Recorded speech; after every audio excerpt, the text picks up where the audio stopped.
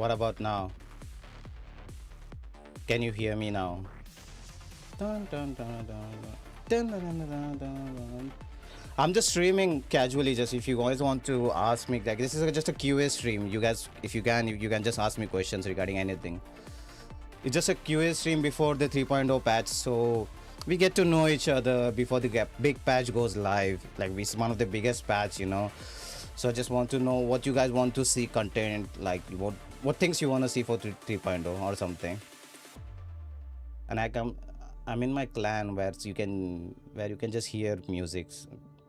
You don't need to a mixer or something. There's a music player in the clan itself. Where is it? Where is it? Where is my music player? I think so. No, not this. Where is the music player? I think it's this. Yeah, it's this. Patch goes live in about 14 hours, right? Yeah, yeah.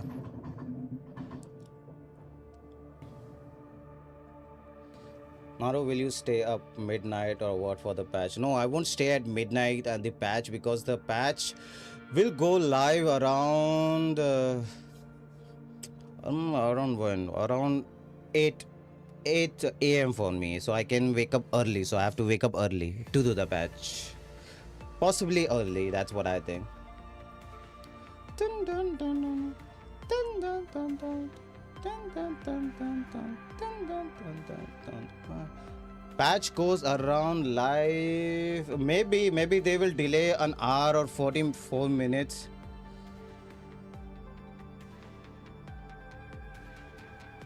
For some people, it might be too early, it might be too night or something like that.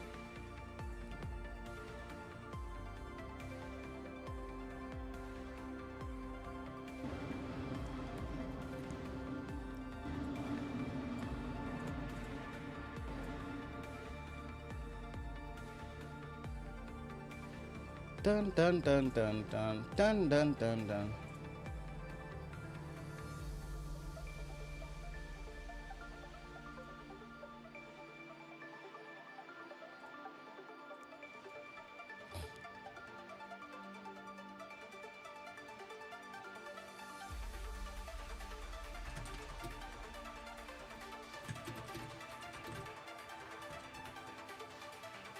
This is one of my favorite OSTs, by the way. Show us your investment in your account via Hanaka. No, I won't wait.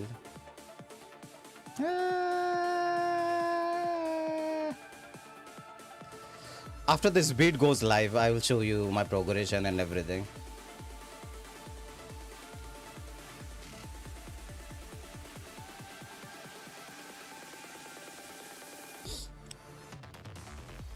Sometimes I think you will find my pace. Every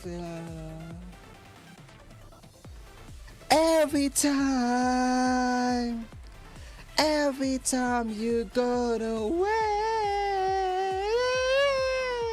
to take you to my fine revelation. Dun, dun, dun, dun.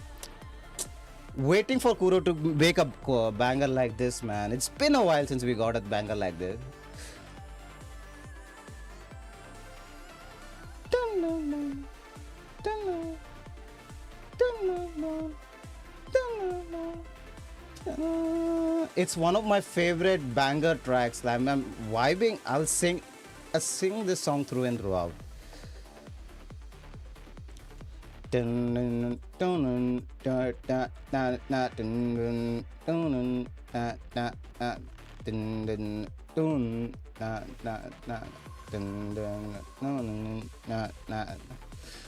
progression do you want to see? This is my progression. If you want to see my account, what characters I have, where was that? It should be members. No, it should be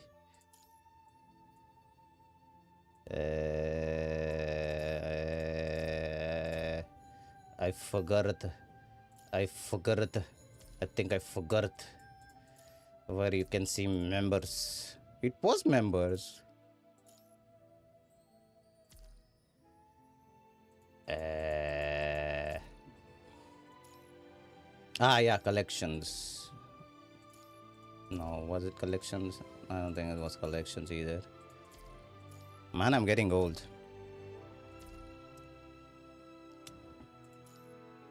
Codex. Recollections, memory, codex. No. Oh, I became the collector too. Comms are gone. Oh no. No. No. No.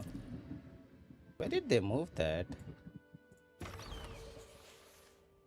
This is a new. Hello, Naru. Can you tell us your name? It's Naru. What else would I name myself other than Naru? That was a very weird question. It's Naru. I don't know what else do you want me to say other than Naru.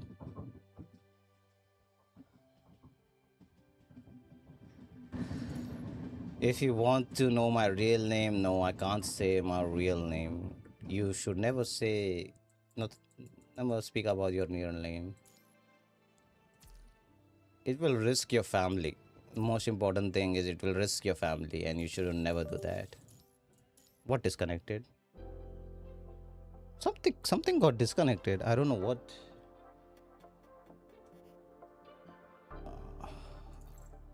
I'm saying your real name Naru. I'm saying real name Naru.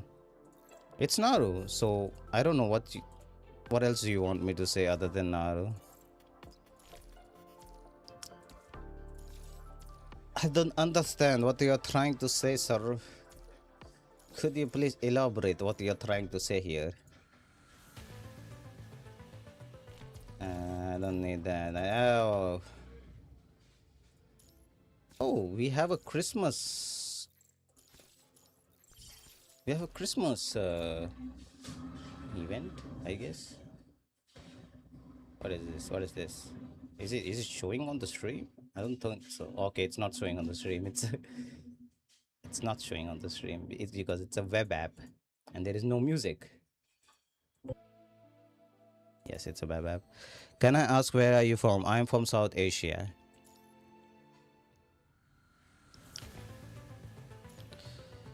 If you want to be a very specific South Asia, I don't know how. Should you want me to got any interesting stories to share from your life? Like very specific stories, would you like me to know? Like, nice and see you here. You have done this to what do you think about Mommy Zilu? If I say anything about Mommy Zilu, you will get spoiled. So I won't say anything about Mommy Zilu or Zilu because nah, she's that's kind of spoiler. So no. Got any interesting stories to share from your life?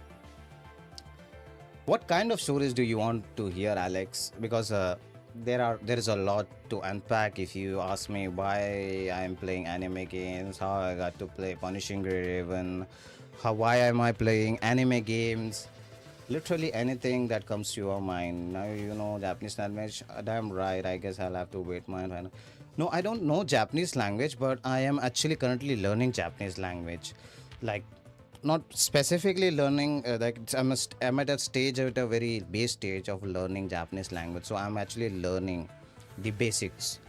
So I kind of know the vocal version of Japanese language, where if people talk to me in Japanese language, I'll understand them, not through and throughout, but at some degree, at a certain degree, I can understand what they are trying to say. Yeah. So if you want to hear some crazy stories, so let's start with the why I am so interested in anime games, like why I play anime games mostly. When I was younger, like when I was like 5 or like 10 or 12, the anime influence was way too much on our side.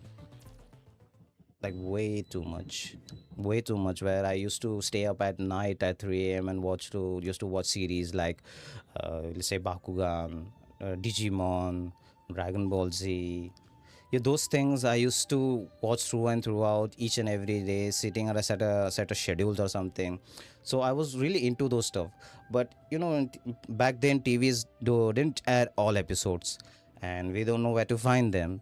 So there was a time at like 2013 or something when YouTube was a thing. Like YouTube was slowly becoming a thing. Then you started to watch anime on YouTube, but on YouTube itself you'll see that the episodes were split into parts, like part 1, part 2, part 3, and part 4. Through that I have watched many animes uh, through that way, like Dragon Ball Z, for example. I watched entire Dragon Ball completed the entire series through that. Same goes with Digimon. The smaller shonen animes I watched through that. I've never watched Naruto because Naruto never aired on my side, so I don't know what Naruto that much. But if you ask me about what my gaming side of things were, how I got so much influence in playing games, like why anime is like the games is the most important part of my life. Like I started liking games because of my brother. Like I have two younger older brothers, and one of my brothers, the second one, was too much into games. Like he used to play at least goes up to 5 a.m. or 6 a.m. and sleeps for 2 hours and then goes to college. So I watch him every day. Like every day I used to watch him play the games. So he was my influence regarding the games. He introduced me to the games itself. Like I got to know about games through him. See, he was not a typical gamer like like everyone. He was a typical gamer actually. No, why am I saying? He was a typical gamer. He started playing Counter Strike. If you guys know Counter Strike 1.6, so he was one of the most like hardcore Counter Strike players. Like he used to play day from morning to now, like so much. He will start at like 6 p.m. and will play for 12 hours or something, more than that or something. He was too into that game. He used to play it every day with his friends or something. Then I just watch him playing because for me FPS games was not a thing. I don't like FPS games. Sometimes if I play FPS games I get an headache. I don't know why it's that a case, but I get headache while playing FPS games. I don't know the reason, but I get headaches for playing FPS games. Then he started playing a Ragnarok Online. I don't know if you guys have heard. Ragnarok Online is a game. Ragnarok Online is a very famous RPG game. Back then, it was so famous, so famous that people used to sell things, literally sell their IRL stuff to buy stuff in game. It was that influential. But my brother and his friends were having had a different idea. So they used back then using mods, and these games were like a thing. Like people can use mods, but they have to be very, very, very careful. But back then there was not the many restrictions for using mods. So my brother and his friends made a lot of bots, and through bots they play games. But still, you cannot buy a stuff. Those are exclusively to paying. Like you have to pay to buy those items. So they were not able to do that, but they still play through using mods. That's when I got to know that mods exist, that they can use mods to make your work easier through mods or something. It was one of my first time get to know about the mods or stuff. So kind of addiction runscape it came to selling in-game items. Now, no, it's not like that. It's like there was cosmetics. Like Ragnarok Online has a lot of cosmetics. So one of the cosmetics were so famous that people used to sell IRL stuff to buy that specific item. It was very influential back then. To be honest, it still is, which is crazy if you think about it. Yeah, it's very old school stuff that people really like. Super old school stuff. Honestly, it was very much one of the famous things people like. So that didn't carry me away. Like I was not influenced by that. By the way, I was not influenced by that. I was like a very pretty neutral about those things, and I didn't buy those stuff. Me and my brother were like hardcore gamers. So if you want to play something like big games, we earn that. We play in game to earn those things instead of just buying those stuff.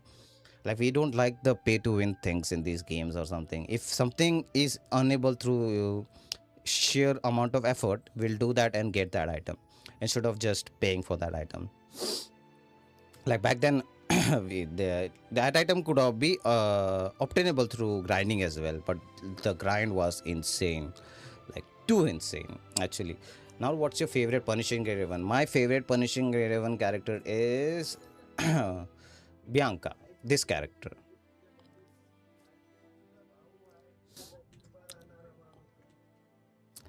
Bianca is my favorite punishing Kevin character. Other than that, the games, then I slowly got influenced by him.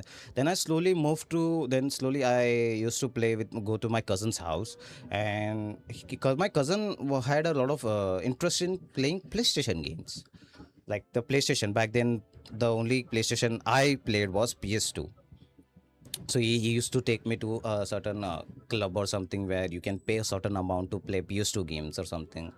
That's when I was introduced to many of the single player games genre, where you play as a main character for a story based games or something. And that opened so many doors for me. Like that influence was something very big in my life, because when I played that single player games, that's when I that's when I realized that I was not meant to play this RPG or like grinding games or something. I am meant to play this story based games. That's when I started getting more interested in playing story based games. The first game I played was, you can already guess which PlayStation game I played back then. It's God of War. That game influenced me so much. Like I can't be desperately saying it was one of the best games for me in my life. The attack animations, the story, the voice acting, it influenced me so much that I was desperate to buy PlayStation for myself. But yeah, I was a child in a middle class family, and buying a gaming console on middle class family in an Asian family, it's not that easy. So you have to do some things. Like I save money. I saved a lot of money and I bought PlayStation second hand, like the second hand products, second hand products. So I bought PlayStation 2 through that. Then I played that. When I bought that, the problem was you cannot get games anymore. So the PlayStation I had was cracked or something. The PlayStation, that person who sold it to me, that PlayStation was already cracked. So what does that mean? It means that I can just buy games through CDs and just put that in the PlayStation. I can play it for free. So I just need to get the games through CD or something. And there was a shop in my place that actually sells those stuff. Like it was getting more and more easy to get games back then. So that's how I played a lot of games, lot of PlayStation 2 games, a lot of PlayStation 2 games, not one, two, a lot of PlayStation games. God Hand, God of War, Mortal Kombat.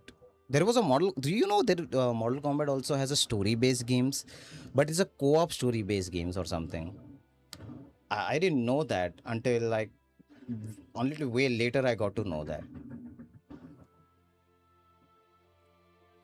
Not what is the funniest moment that you have encountered in Warframe? Funniest encounter. Oh, there it was you know, on your Warframe is a. Did you guys know that Warframe is still in beta stage? Even after 13 years, that game is still in beta stage. What does that mean? It means that the games will always have bugs. That game will always have bugs. So there was an update called that was an update at certain point. There was an update where you can fight a space monsters or something, space enemies or something. So your mission was, there was two-part missions. The person, yeah, yeah, it's still in beta. It's never going out of the beta. Warframe is still in beta. So what I was trying to say is that there was a game mode where you have to do a raid system, where there will be a ground party and there will be an air party. Air party have to hijack a alien ship, while ground party have to hijack the ground ground surveillance or something. So they have to hack certain points and capture those points and kill enemies or something, while the air party have to capture an entire ship. so they can hack and destroy the ship. So what happened is that certain there was a bug where the air parties characters will go Hulk mode, basically gigantic versions of themselves, like not Hulk mode. What is the character that goes big and big and big? Ant-Man type. If you know Ant-Man, I don't know if you guys into a Marvel stuff or not. And do you guys know Ant-Man? You know how Ant-Man has the power to go big, like super big or something. So there was a bug where there a certain character called Hydroid got so big that he covered the entire map. It was so big. And it was so funny that we just watched him killing enemies through a very big gun. And very big gun, everything, the entire body structure, guns, abilities, everything was big, and the entire map was covered by him. And and we were just watching him doing those stuff.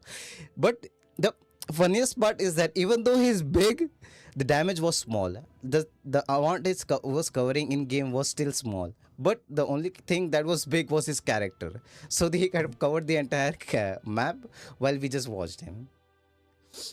It was too funny back then. It was like too funny. Mayonnaise or tomato sauce? Tomato sauce. There you go. I like tomato sauce more than mayonnaise. Mayonnaise is too salty. I don't like that. Naru, can you tell me about Bianca's and Kadaria's same personality and story? No, they don't share same personality and story. Bianca is more of a very much empathic person.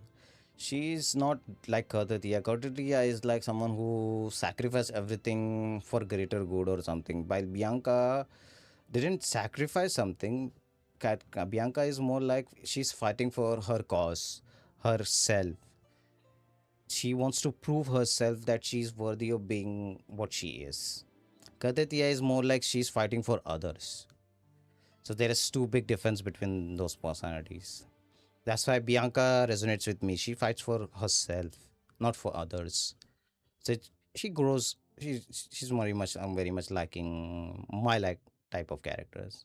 The person who fights for herself, but also for others if opportunity comes or something.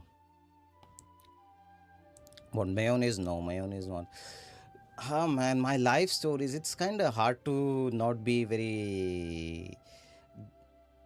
It's very hard to be not be very this like a very secretive about my life story and still tell the story, because if I don't be secretive about the story, you might find out in some way or something. But but the thing is, I used to work for a manga selling company as well. Like I used to sell mangas, literally anime mangas. And it was very huge back then, and that's how I got to know about many animes, mangas, and total industry background regarding how the mangas are sold. Such mangas are sold all around the world, and how mangas are so difficult to buy outside of the like Japan. Do you know in Japan you can buy mangas for less than $3 or $2 or something? Like it's almost very cheap to buy mangas because it's home country, so you can buy mangas at a very low price. While when you buy the mangas outside of your Japan or something, the price goes very high, like actually 30-20% mangas or something. My first anime, Dragon Ball Z. Had any notable mangas you read often?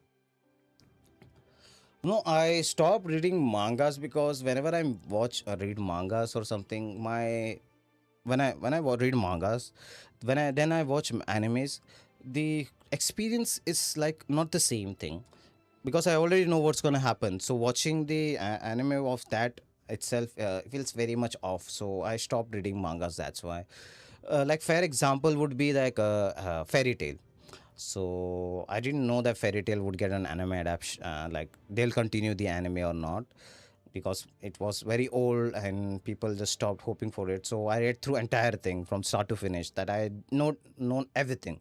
So I read the entire thing, and later once I completed the the manga, anime was announced. I was like, what the hell? They announced the anime, and which made me so which made my experience watching the anime so bored that I didn't felt a thing when things started to happen, like big things. Someone is dying, someone is doing some big power up moves.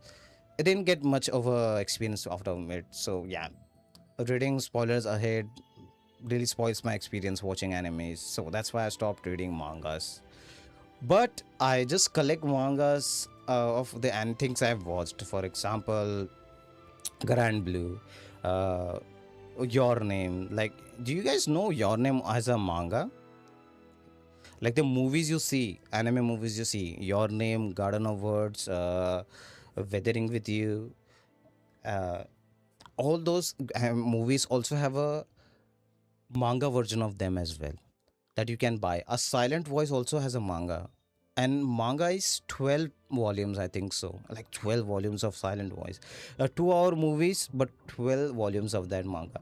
And the content that it contains, the manga of Silent Voice, it's so much higher. There is so many things going on in the mangas, while movie itself cuts those things and it's a shorter version of the manga itself. You guys know that? I don't think many people know that it's a thing. What I already answered you.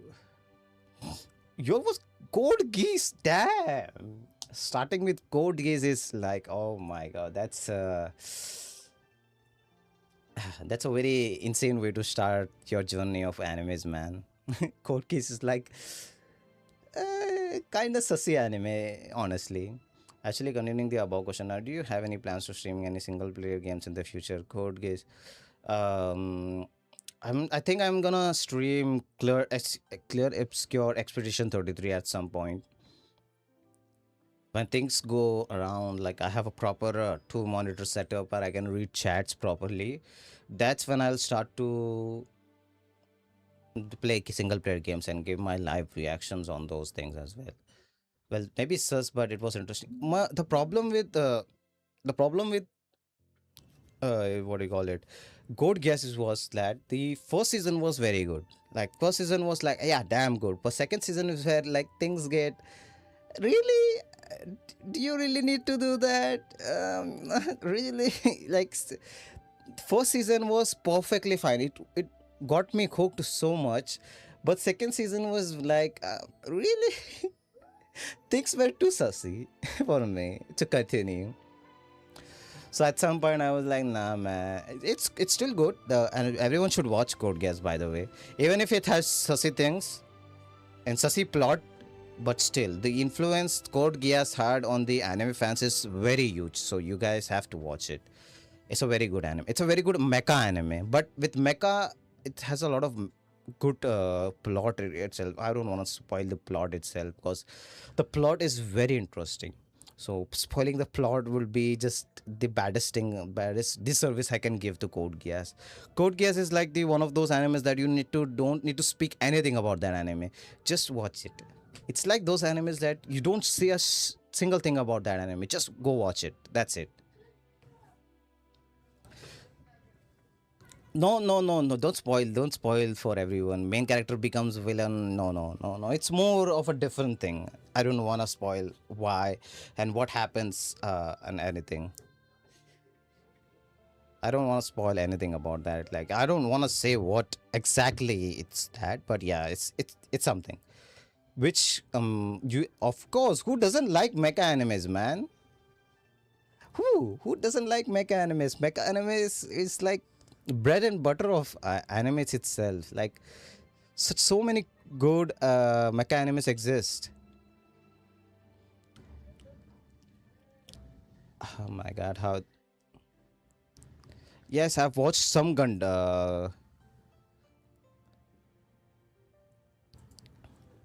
I've watched Gundams mostly, like not all of them, like some Gundam animes, like not most of the Gundam animes, but yeah.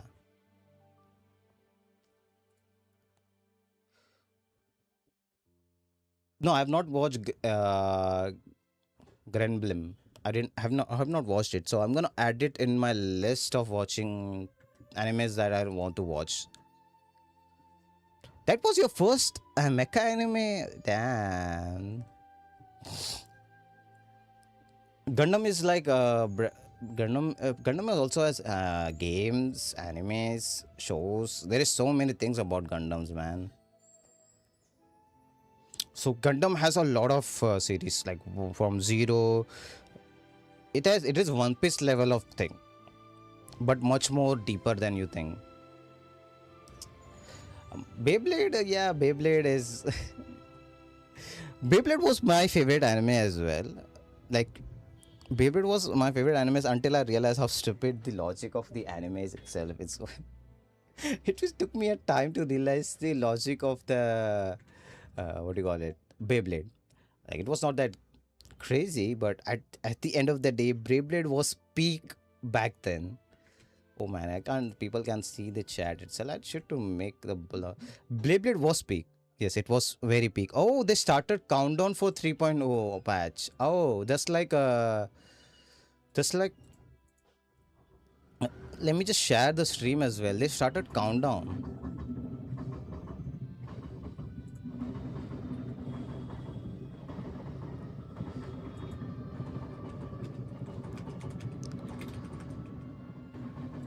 Wait a minute. Wait a minute. Let me just share it.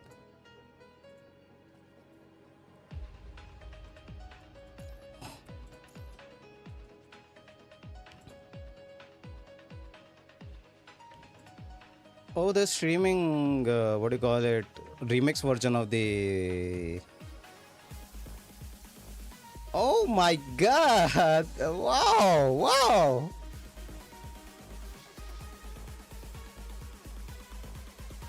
Oh, this is crazy. This is crazy. Oh, party version of party version of Walking of the World. Damn! Oh my god, that banger! Oh my god, this is banger!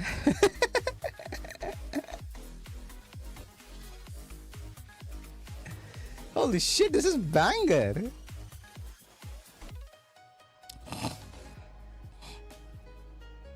Okay, let me just mute myself so you guys can actually properly hear.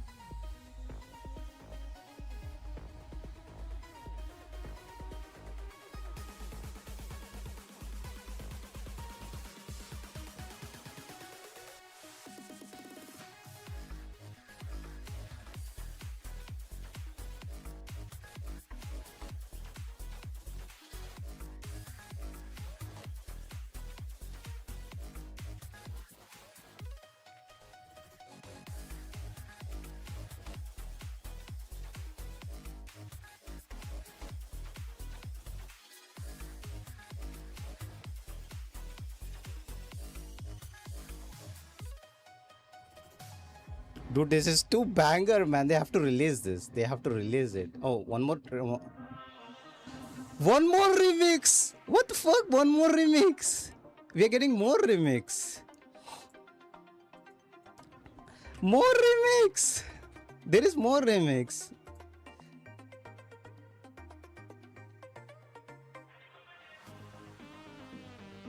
Uh,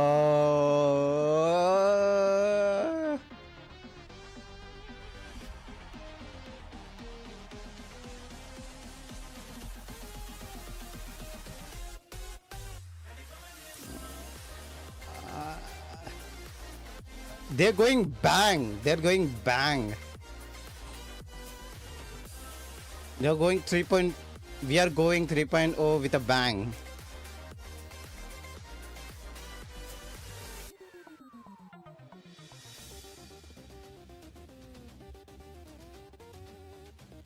It's a bitrate version of the bitrate version.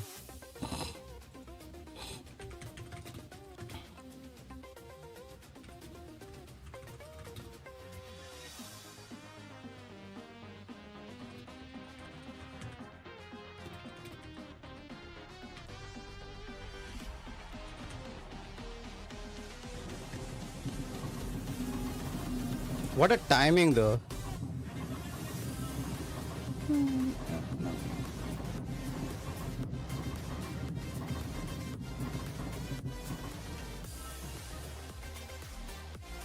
Banger. Banger.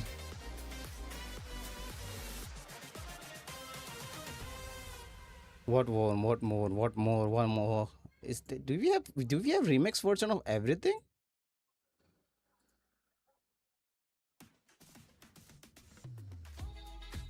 Oh, even this.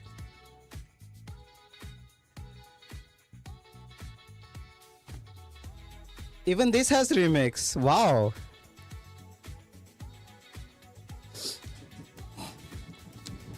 Ta-na-na-ta-ta-ta-na-ta. Ta-na-na-na-ta-ta-ta. Ta-na-na-ta-ta-ta.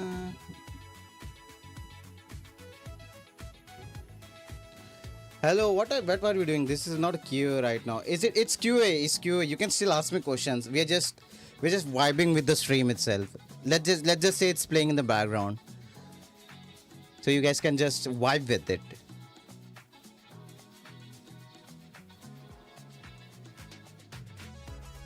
I was gonna say how ironic it's you're making a stream on the same day that countdown. I don't know.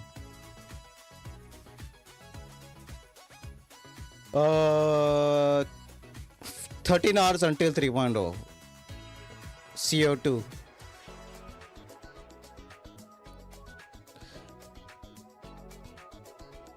They're gonna stream until like how much? Until when the patch goes live. So yeah, you're gonna see that this stream.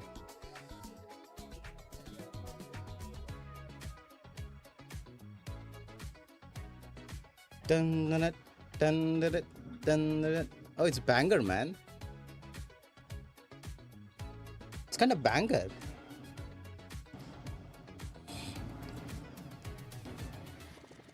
What's more? What's more? What's more? How many remixes do we have right now? It's like 3, 4 songs already got a remix. Even Daisy, even Daisy Crown got remix.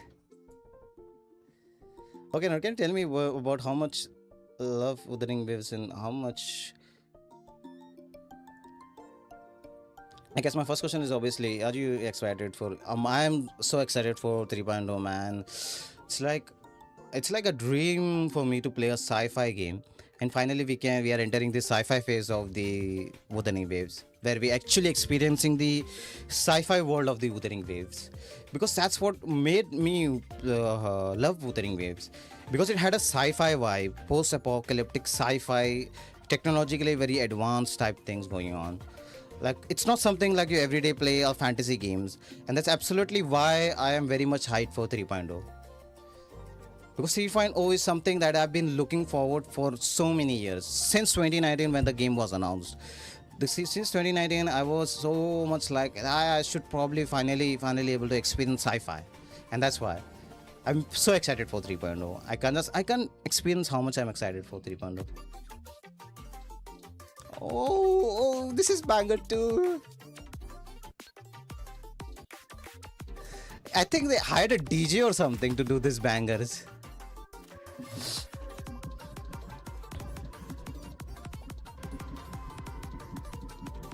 Oh, it's so banger.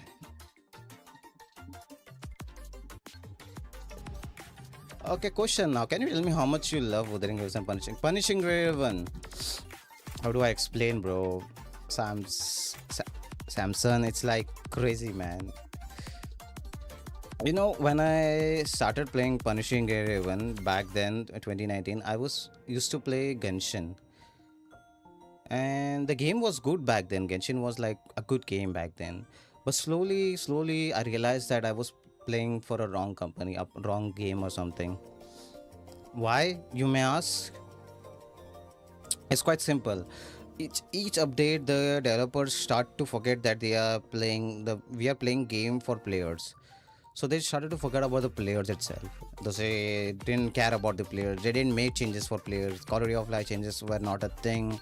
Each patch you were just playing a game, same thing again and again with just extra story or something. The most kicker part of why reason why I left Genshin was the events. Events were becoming the main part of the game instead of the what the game should identity was about. So that's why I left. Back then I left for Genshin and then moved to Punishing Raven. Why? Because Punishing Raven was the game where I liked the gameplay so much from ground up to ground out. It was difficult. It was so difficult. Like it was actually very difficult to play Punishing Raven back then. Now it's very easy. Back then you had to think about a lot of things, dodges, triggering your perfect timings, and all those things. Yeah, it was very hard. And the reason I love Wuthering Waves would be like Wuthering Waves started like they started their marketing campaign on 2019. That's the first time I saw Wuthering Waves. And I fall in love the moment I saw that trailer. And the title would be Echoes Would Be Heard.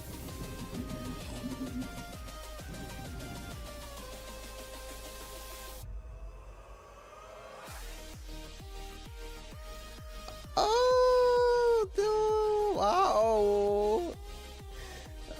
Banger. This is also banger.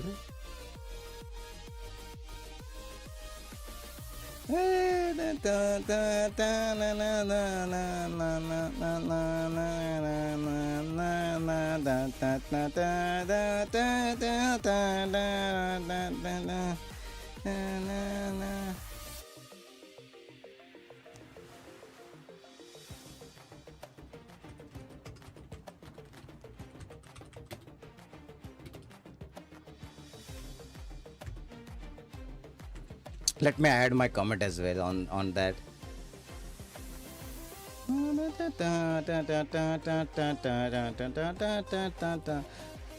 I mean the chart day. The issue is not that character building is the game is not grindy to be honest. Vova. The thing you should always do with make building characters in Wuthering Waves is that try to do things in bare minimum stuff. That where you can play the game like you can get what do you call it.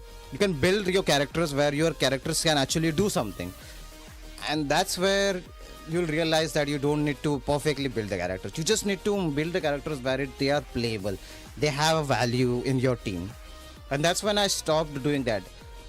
The over grinding, the min maxing thing is something you should do it way later. Like something you should do way later, after like a week or something. I don't do that. Yeah, just play at your own pace. Don't rush. Rushing is the worst thing you can do. Don't rush. Never rush.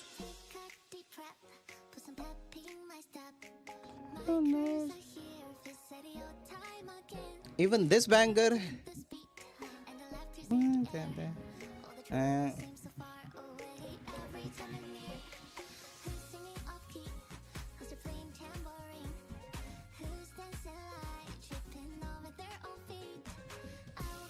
oh, if you want to hear about my, can you rank your favorite character soundtrack over?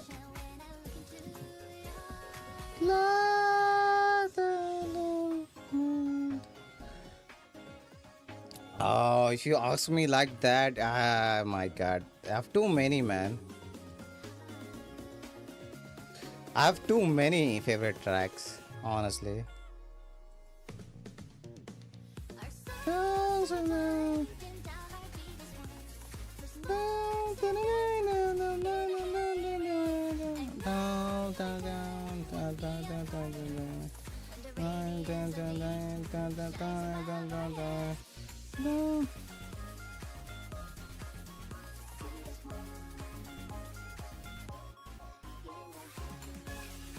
Oh, I'm gonna struggle so hard, man, for sure.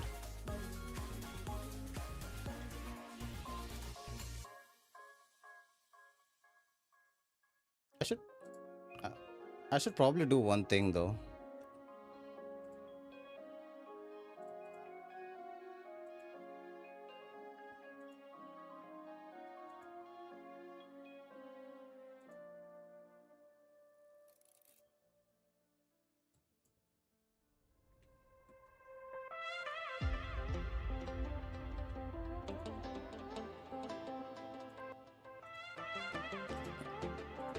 Wait a minute. Okay, done.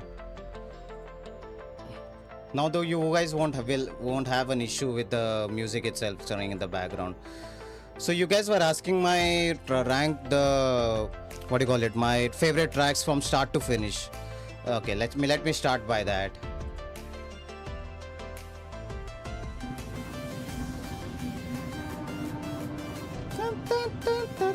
Why? Why? Wow.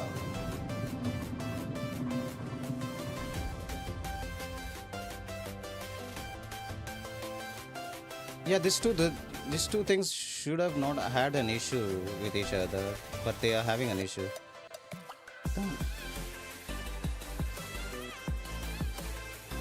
I am struggling right now, even thinking about what to rank, man. It's gonna be very hard.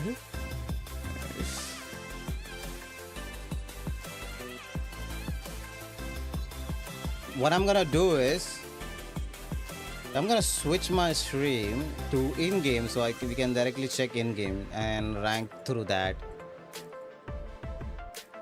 Dun, dun.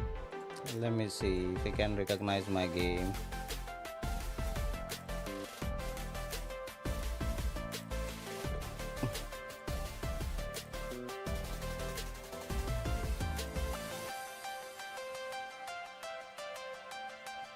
Okay,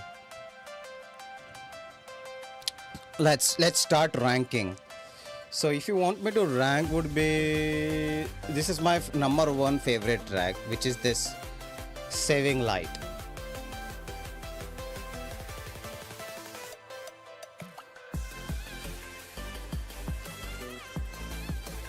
Banger, banger.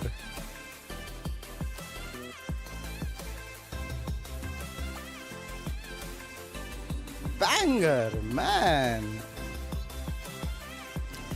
Number one track would be Saving Light. That would be my favorite track. The next would be Thawing of this. I mean, I want to rank my tracks, but I want to also hear the remix or version of the tracks as well. I want to see how many. Okay, we are hearing this. Oh, sorry, but we have to hear this. No, no, no. We are hearing this. No, no, no, no, no. We are hearing this. Never mind.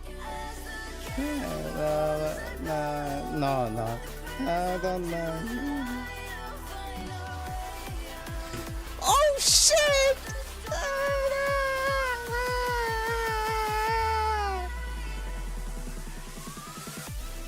Oh my god, it's banger!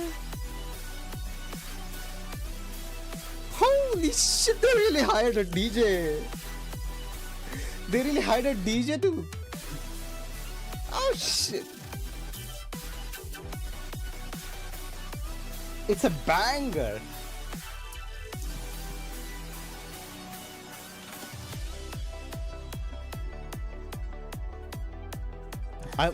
I need to get a better rigging where the model actually captures my entire emotions, man. Because at later I am banging my head, like literally banging my head.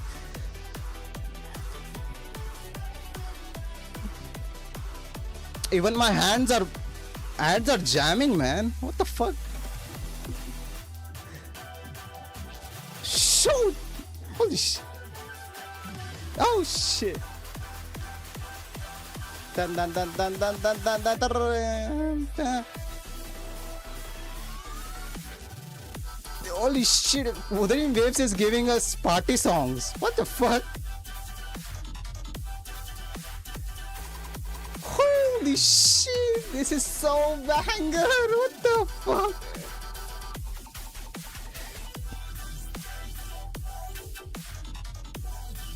It's a dubstep! What the fuck? It's a dubstep music, by the way. Oh shit! Da, da, da.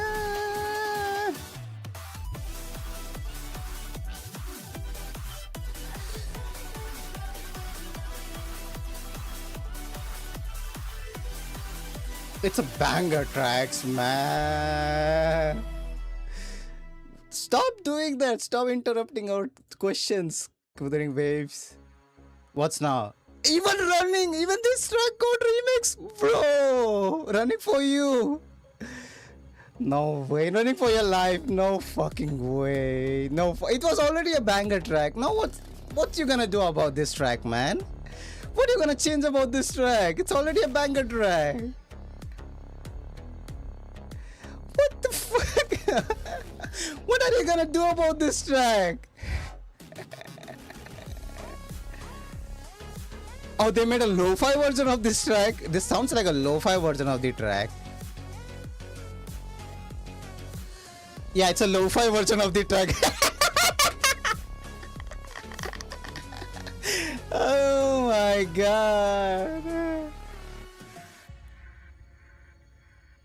Yeah, it's a lo-fi version of the track. It sounds very... Yeah, very lo-fi type. Okay, some your question was like, what was your question? Where was your question? Naru, can you tell me please about your wish of Wuthering Waves and Chorus? No, I don't think there will be. Personally, I think the Wuthering Waves and Punishing Event should not cross over because it will hurt both of those fandoms, and people will have a lot of bad ideas about this game. Like, I don't want fandom wars. Basically, they can do it subtle way, like adding skins and all those things, but real crossover, like big no. Kinda don't want that. Oh, I'm so excited for that. Currently, you can see my excitement. They made a lo-fi version of Running for Your Life. Oh shit! This is what I call banger.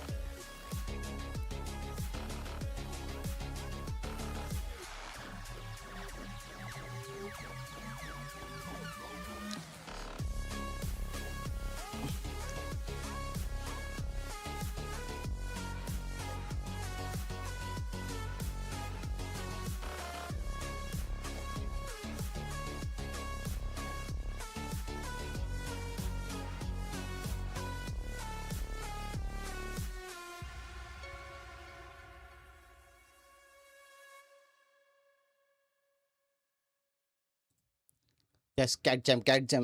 Oh my god, saving light. We are back to saving light now. We are back to saving light now. Man, no wait. I can't wait. I can't wait. Saving light. Is this track getting remixed? I don't. No. It's not remixed. It's actually the original song. Star was there and the tide and soon drowning. Even though the Almighty send it to channel down to fire to the tears and time. You wanna know what I don't wanna take it. Tonight when the sun starts making what they are sinking. Sing the song of fire. Not night again is sorry. Telling them forget the thing. I can be the saving light. Snake thunder. If you want to hear the louder, there you go. I increase the volume for you. Saving light.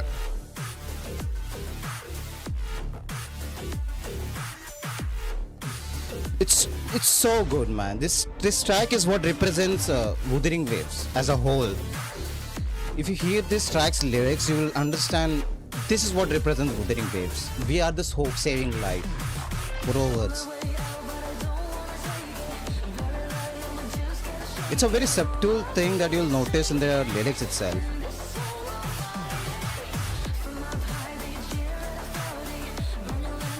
Man. Words can't describe how amazing this track is. Yeah, it's a full track.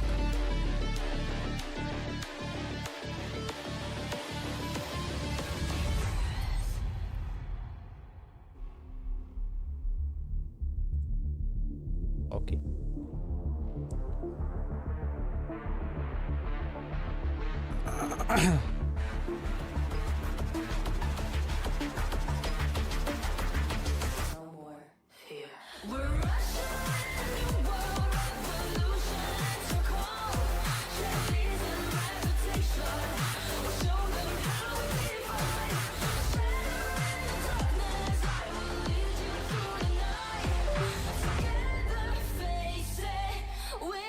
Oh, I see. What is getting unplugged? I see. I see.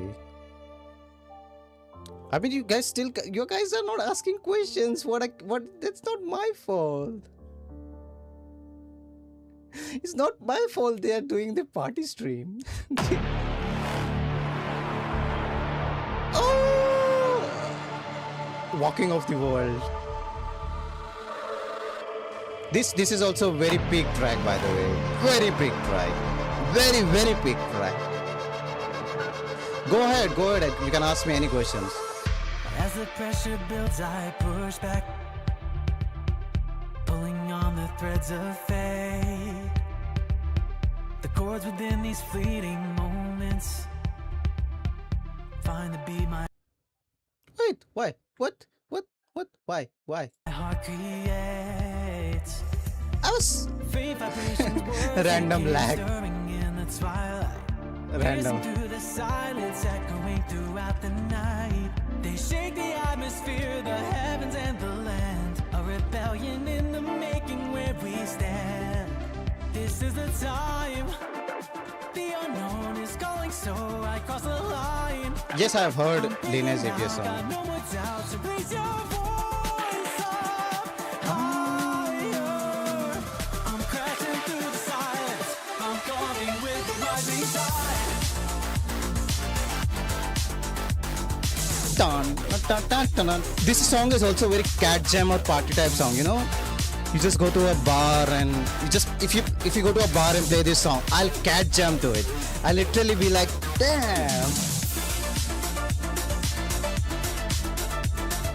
Literally my hand will be like doing the jamming.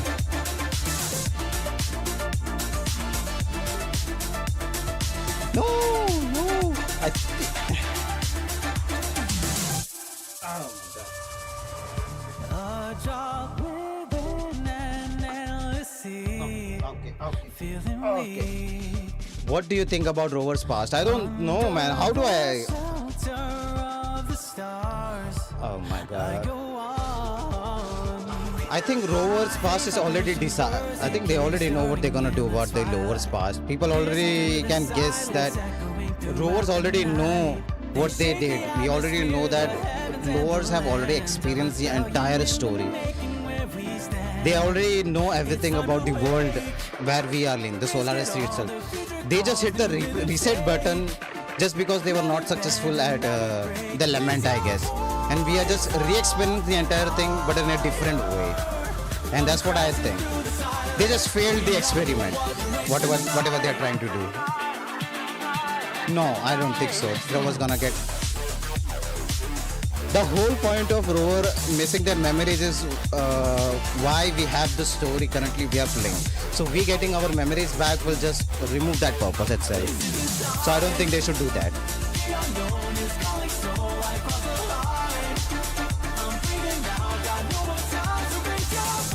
That's what happened at the start of the Wuthering Waves 3.0 story as well.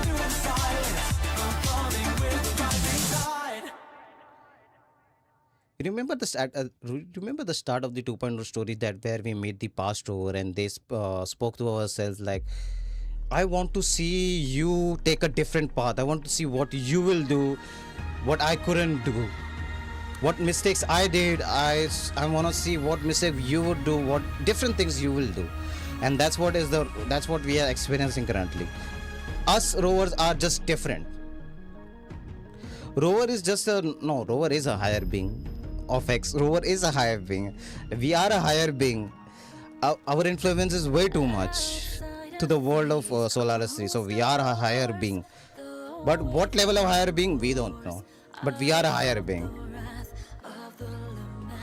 If you think closely, our actions is why the Wuthering Waves world is changing. Without us, the Wuthering Wave world will be the same. There will be no changes. Whenever we arrive at a certain region, like when we arrive at Septimon, that's when things start to change. When we arrive to Rinasita, things have changed. When we arrive to Raguna, things have started to trigger because we are variable to the world itself. No longer by the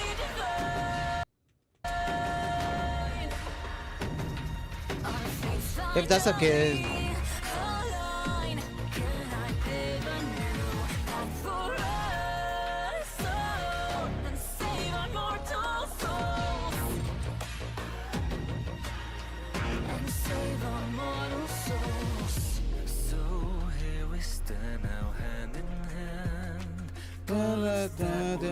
oh my, I love this singer so much, man. Thawing. Wait, are you guys seeing the. Okay, let me just name the track for you.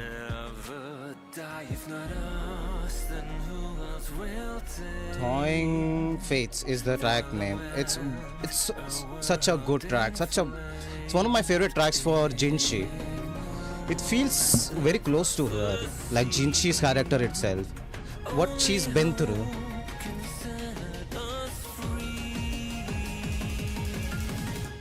No longer. My God, such a banger track for my queen. Such a banger track for my queen. I'm just gonna say to you guys, like Jinshi will be the queen for the 1.0 story. No matter what, she's the queen of 1.0 story. That I think I can never change that opinion of my side. She had so much influence with the character, her character itself.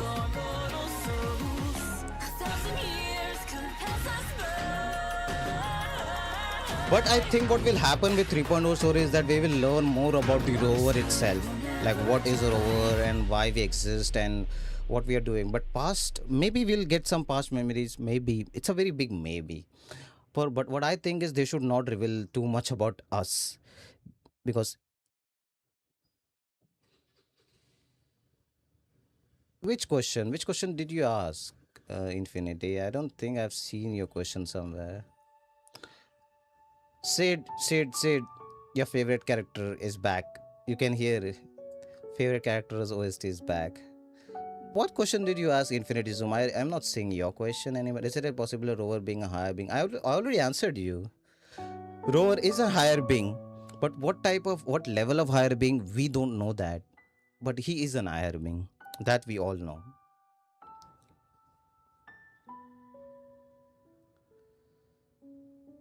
Mm.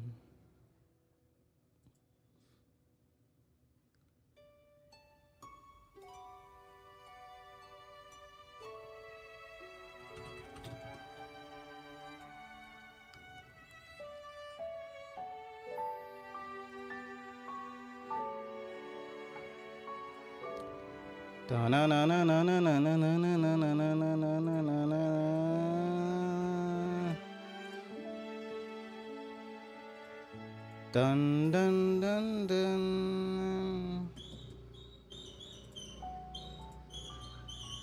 Such a vibe, man. Such a vibe.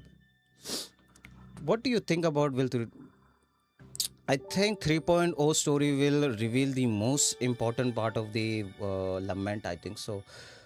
What I really want them to explore is the lament. You know, the lament, the main purpose of us existence, our existence. I want them to explore that part. I want them to show and talk about the lament itself. What is lament and why are we trying to prevent? We know why, but what if we go deep into the lament itself? Why does it exist? Why is lament doing what it's doing? We might know some answers, we might get some answer, we might not get some answer. Who knows? You can't hear me? I think it's your phone, but everyone else can hear you properly. Everyone, is anyone having an issue with the lag or something? I think it's just you, Infinity Zoom. Others are not getting an issue.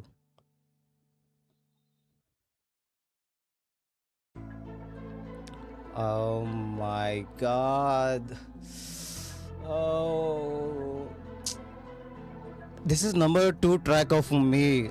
Sid, you want a ranking? This is the second most favorite track in the entire game for me. Second most.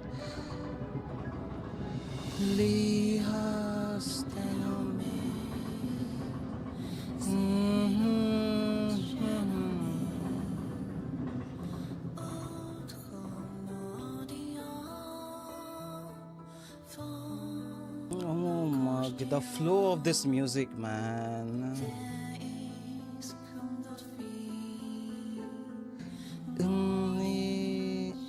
You are in birth or you are on earth. We are on earth actually.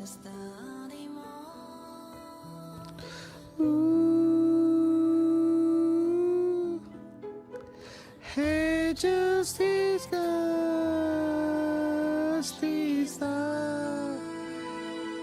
even though it's a made up language, still such a banger track.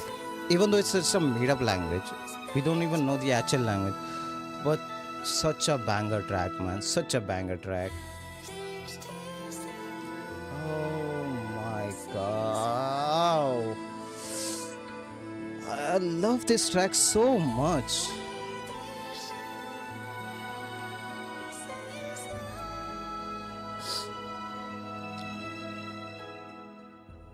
3.0 was a banger, man. Let's see. Okay, guys, let's see if they'll skip the 2.2. Oh, they actually skipped the 2.0. Actually, I noticed this. They actually skipped 1.2 patch. Oh my god. They did. They just jumped to 3.0, 3.0. No, 1.3 actually. Sorry. 1.3. So they skipped the entirety of 1.2.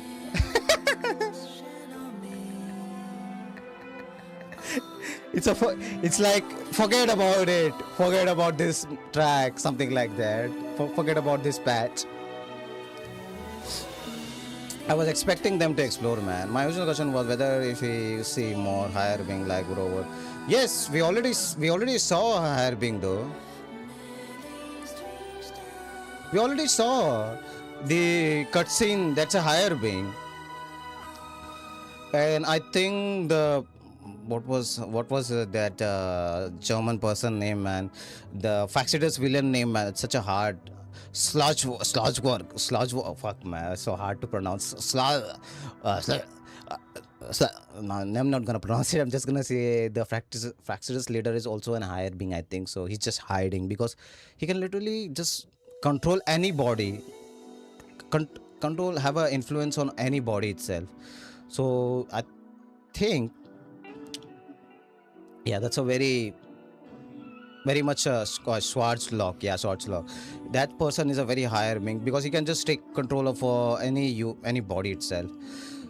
That itself proves something, man. That's a very higher being level power. Can you tell me the one? Okay.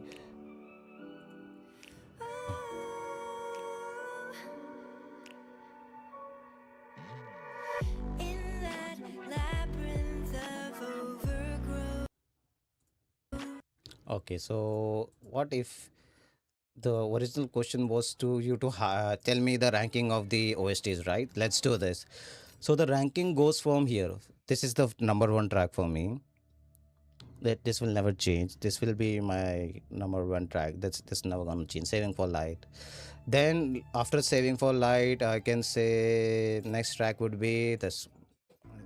Yeah, this one is the number two track for me. It's just something that about this track that just makes me feel something inside me. There's something, it just resonates with me way too much. That's why I like this track way too much.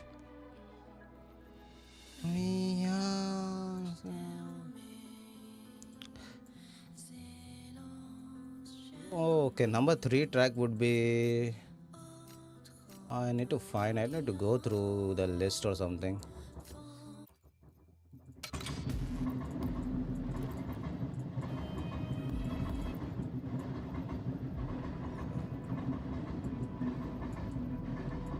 Where is it? Where is my clownless? Where is my crownless? Where is my crownless OSC?